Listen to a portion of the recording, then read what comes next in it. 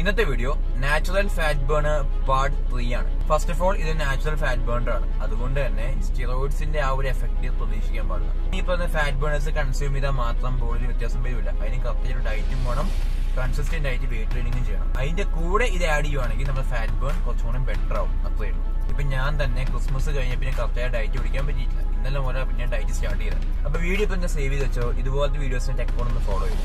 അപ്പോ ഇന്നത്തെ നമ്മുടെ ഫാറ്റ് ബേണർ ആണ് apple cider vinegar. Apple cider vinegar weight loss നല്ലതാണ്, പണ്ട് മുതലേ കേട്ടിട്ടുണ്ടാവും. പക്ഷെ എങ്ങനെ ഞാൻ പറഞ്ഞു. ആപ്പിൾ സിഡർ വിനിഗറിലെ അസിറ്റിക് ആസിഡ് ഉണ്ട്. അസിറ്റിക് ആസിഡ് നമ്മുടെ മെറ്റബോളിക് റേറ്റ് ഇൻക്രീസ് ചെയ്യുന്നു. അതുപോലെ തന്നെ ലെപ്റ്റിൻ, അഡിപ്പോണക്റ്റിൻ എന്ന് പറഞ്ഞ 2 ഹോർമോൺസ് പ്രൊഡ്യൂസ് ചെയ്തിട്ട് നമ്മുടെ വയർ എപ്പോഴും ഫുള്ളാണ് എന്നൊരു ഫീൽ ഉണ്ടാക്കിയെടുക്കുന്നു. ഇങ്ങനെ സംഭവിക്കുമ്പോൾ നമുക്ക് കുറച്ചധികം നേരത്തേക്ക് വിശക്കൂല.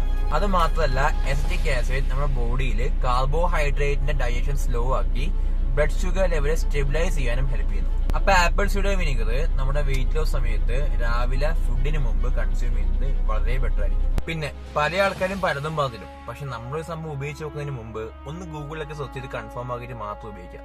അതിപ്പോ ഞാൻ പറഞ്ഞു തന്നാലും ആര് പറഞ്ഞു തന്നാലും. അപ്പൊ ശരി.